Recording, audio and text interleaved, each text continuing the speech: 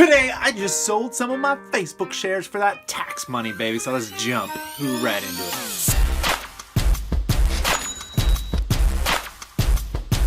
Welcome back, passive income investors alike. Today, I sold my Facebook shares because that's where I parked my HST money that I owe the government this year, guys. And on top of that, I want to break down some of my expenses that I had for last year while I go through my taxes. Might be something fun today, so let's get right into this, guys. Starting with the shares that I sold in Facebook.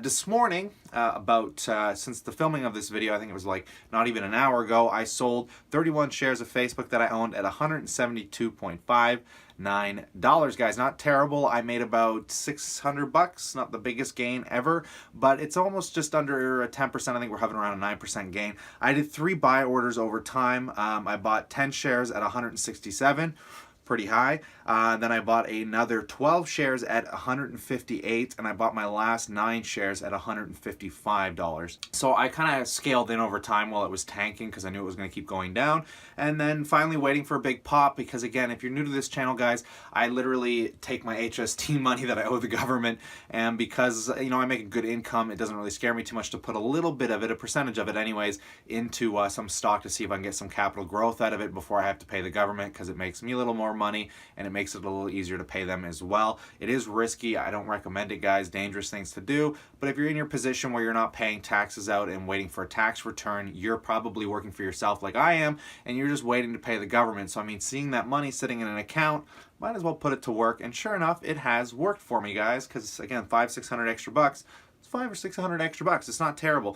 So that is what I have done with Facebook. I don't recommend selling it if you own it. I actually got my mom some shares on Facebook a little while ago as well. She got them cheaper than I did, and I don't recommend selling it. I still think it's way too undervalued at this price. I think it's going to have a big shoot up, but because in the short term, I don't know if it's coming or going, and like I said in my last video, I had to sell it on a pop. We had a pop this morning. Don't care what it does now, but if you're a long-term holder, guys, I don't think you're going to do wrong with it. I would just keep your head down, and just don't look at it every day and hold it for the long term, because the news right now has been keeping it kind of stagnant. But that was kind of interesting, guys. So that just finished up for me. This has been a bit of a long ordeal. I've been holding Facebook for months, literally more than 6 months, I think, at this point. Now let's just talk about some of my expenses, guys.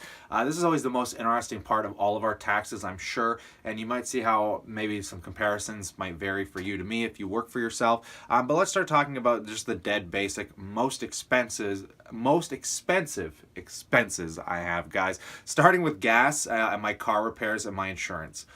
These 3 things make up the majority of my highest expenses, or my highest expense of all year, and that is my car, because I drive so much for my job, guys. I do like something like, I think, 50,000 kilometers a year, something ridiculous. But my car, just for my gas, starting with just gas. This is just car, but we'll start with the gas.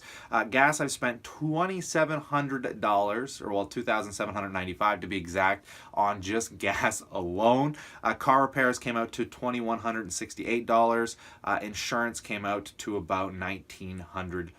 So you can run those numbers in your head. This is well over $6,000, guys, just for my car. I want you to think about how crazy that is. That is an insane amount of money, and there's no real way I can get around it other than getting a cheaper car. My insurance dropped this year, so we should see the insurance rates drop. I don't know why my insurance was so high a year ago, but oh my goodness. That's the most painful for me of all of them. But when we look at food's my lowest expense. It's right around $800. I don't spend a lot of money going out and eating.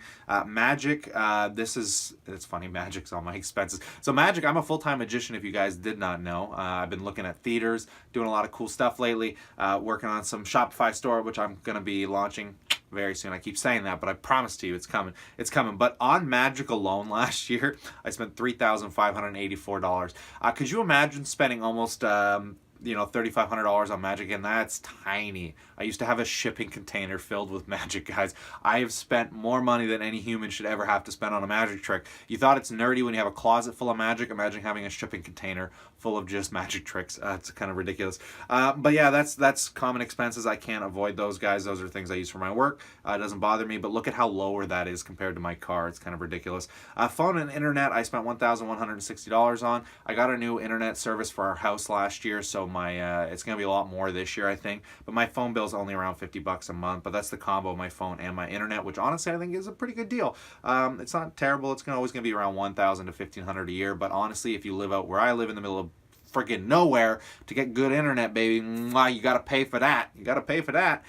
Private contractors, I hired out about $900 worth of services last year. This is where you might laugh. I'm only paying about $2,400 in rent, guys, and you're probably thinking to yourself, what? How is this guy paying $2,400 in rent? Well, I live at home with my parents, so I pay them about $200 a month. I do a little bit with food, and then I also end up paying for the internet here. I do offer them some amenities. I help out with other things as well. But again, like I said, living at home is always a lot cheaper than living out on your own, guys. So I'm lucky I'm able to keep that rent payment that low, along with some of the other stuff that I help out with. And then generally in just some other payment, guys, I had $578 in other payments. Total expenses for last year were $15,120. Not terrible at all, guys. For someone that runs their own business, that's low. But I think where I can work on getting those payments down the most is in my car. My car payments are absurd. I don't know how else to fight it other than getting an electric vehicle, but I still have to drive a lot. So for right now, I'm going to keep the car that I own, the Charger. I know it seems like an expensive car, but it tows great and it parks underground in the city. Things that I have to consider when I'm buying a vehicle, guys, but I need something that can host a little more space. So I'm thinking about getting maybe like a hatchback, minivan. If I get some real money and Tesla pays out, maybe I'll get a Tesla SUV or something like that. Who knows? But that's kind of what I need to gear toward, is something that's a little cheaper on gas. Not that the Charger's terribly expensive. Again, it's a good mid-class kind of sedan kind of car for towing, and just the space in it's really nice because I can pack a lot of equipment in it. It's actually a really good car for my business, and it looks nice as well. But let me know in the comment section below what you guys think about this. I got to pay the government very soon. Luckily, this is part of the HST. I still got to pay the federal income tax and blah, blah, blah, blah. I didn't mess around with that money too much because I didn't want to risk it. When I'm paying with someone else's money, guys, especially buying stocks, I don't want to take any real high risks. But I'm glad I made some extra $600 to help me out. How long would you have to work for to make $600, guys? Because I didn't have to do anything. I just sat here, pressed a buy order, pressed a sell order, and now I got some extra money that I get to keep instead of giving it to the government. If you enjoyed this video, consider slapping a like on it, guys. Consider subscribing. I can't wait to show you my Shopify store when it launches, because I'm going to give you guys some free stuff. I'm going to do some free giveaways. But stay super cool, guys. Stay super awesome. I keep saying stay cool, stay awesome, guys. And I look super forward to seeing you tomorrow.